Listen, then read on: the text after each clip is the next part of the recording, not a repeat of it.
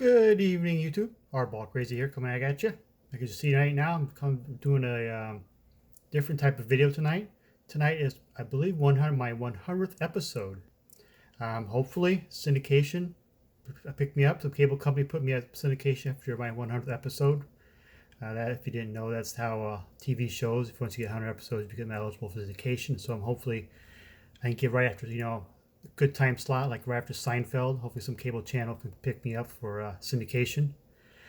So this video has like really no real theme to it. Just pondering things. My mind wanders a lot, and they're all things baseball and baseball cards. That kind of things that just cross my mind. It's kind of group into one little video. So this is sort of I'm a pondering man this time. This video, call me the pondering man. So a few things I'm going to talk about. This thoughts across my head and show off a few cards. Is kind of odd, but they're base cards. But just stuff I've been thinking about. All right, start off. First of all, I work in retail, and it's quite the job. And I've come to the conclusion that Cracker Jack snacks is not the best of sellers. Is it one reason that it still exists because of the song "Take Me Out of the Ball Game"? I don't see how anybody eat Cracker Jacks, and I don't see it sell very well. So my theory is the only reason why it's still around is because of the song. Agree? Disagree? I'm thinking the 77 Topps Reggie Jackson card with airbrush the Yankees. What if it was never airbrushed and actually pictured with the Orioles? How much more of a collectible card that would be? The only Reggie Jackson Oriole card there is. How much more valuable that card be if it was actually not airbrushed? I think it's be a pretty high sought after card. Speaking of 77 Topps, we all know back about, I think it was 76 for the season, when the Chicago White Sox donned some shorts and some collared shirts in the jerseys. So a while back, I decided to go on eBay and ComC and do some research to see if there's actually a White Sox player depicted with those nice Bermuda shorts that we all know. So I looked through the 77 Topps and the 77 Hostess and the 77 Kellogg's and any other cards I could find that depicts any White Sox player with those shorts. Couldn't find anything, but I did find one card. The 77 Topps team checklist, pictures of team card.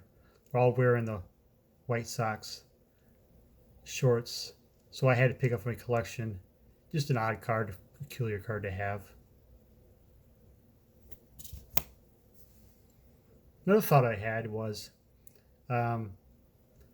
baseball is so global, and we have the World Baseball Classic, and there's many Japanese and Koreans and other players from Asia that comes over to play U.S. with mixed bags results.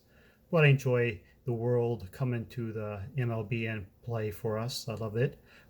Will we ever have an umpire from Japan or Korea or whatnot? We have got Hispanic umpires, Latino umpires. Well, one I don't wish we didn't have, Angel Hernandez. But will we ever have a Japanese or a Korean umpire? I mean, do they umpire games in the World Baseball Classic? Just a little bit of a language barrier. Just a thought. Another thought is home runs are at a record high. And if you watch my last video, I had my 4 dinger dudes. Would anybody ever hit 5 home run game?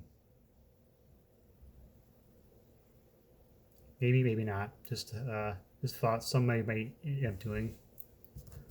Hold on for a second. I gotta adjust myself here real quick.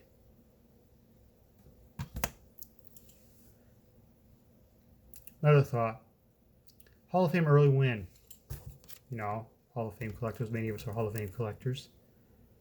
Did he pitch at a fast pace back in the day, say a la Mark Burley or Greg Maddux? Thusly, did he get a lot of early wins? Another thought, A's back in the playoffs a couple times. If the A's win a World Series under the current regime, are these two gentlemen Bob Melvin, and Billy Beane, Hall of Famers, if they A's win a World Series under their regime. But that's the only thing these guys missing for a Hall of Fame career is a World Series ring. I may be wrong, maybe not, but just a thought I had. Speaking of potential Hall of Famers, many believe, I don't see any, if he gets the Hall of Fame, I have no problem with it. But Dick Allen many believe he should be in the Hall of Fame. This is sort of an odd card. We all know he's played with the Phillies mostly and played with the Cardinals and the White Sox. And he's got a card with the Dodgers. But the tail end of his career, he played with the Braves and the A's, but he has no cards with those teams. But the 75 Topps card shows him, tells him right at the bottom that he signed, if we focus here, with the Atlanta Braves. So this is the closest thing we're going to have a playing days card of Dick Allen as a Brave. If you're a Hall of Fame collector, you know, I myself collect guys each team they played for. It's probably the closest we ever get to a Dick Allen Braves card. I don't know if you see it very well. Speaking of 70s White Sox sluggers, I hate to, there's a White Sox theme to this video here. Do you ever remember Carlos May, brother of Lee May, the Reds? Carlos May played for the White Sox. Did you know his birthday is May 17th? Guess what? His uniform's number 17, May 17th.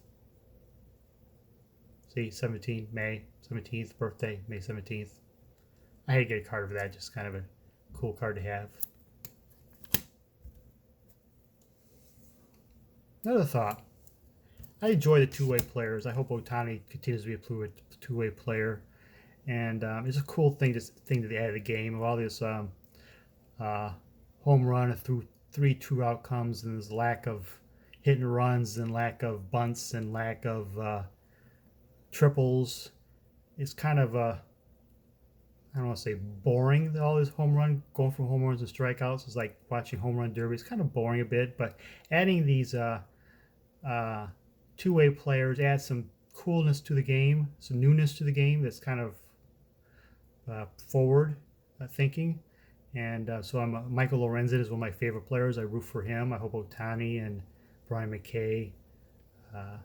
McKay of the Rays do well. This John Olerud 1990 score depicts him as an outfield pitcher. He came out of Washington State as a two-way player.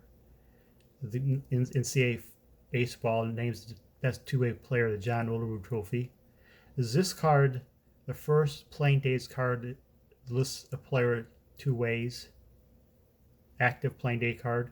I'm not talking about a Babe Ruth or a Martin Dihigo all-time great card that depicts, maybe it says outfield two-way player, but as an active card.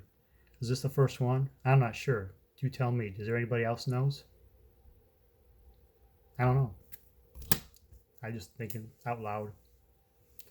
Here's a kind of a peculiar card of a guy who just got lost a job, unfortunately. Former manager, player of the Tigers. Was an all-star for the Astros, I believe. We all know who it is, Brad Ausmus. But we're day and age of teams trading for players down the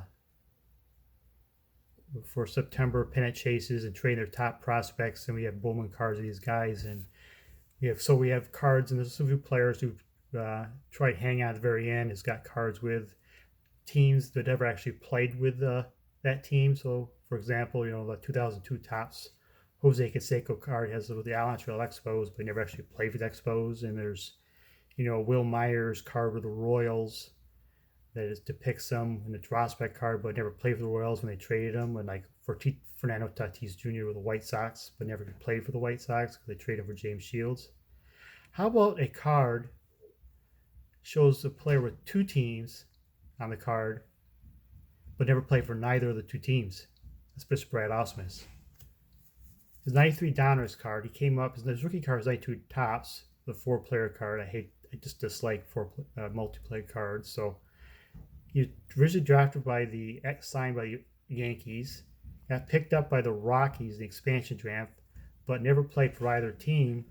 But 93 Donruss shows him pictured as a Yankee, listed as a Rocky, but never ended up playing for either team. I think he made his debut with the Padres. Just a cool card. Nice little card in my collection. Not a huge Brad Ausmus fan, but just a cool card to have in my collection that shows a player that had not played for two teams it's listed on. Another thought was, we know that the Heritage and the sets come out every year. We're now next year will be 71 tops, and the Heritage started with these short prints at the end of the sets, basically because they coincide with the high numbers of the tops of the era. You know, like the 70 tops, high numbers, the 71 tops, high numbers, 69 tops, high numbers, or the short prints of the Heritage.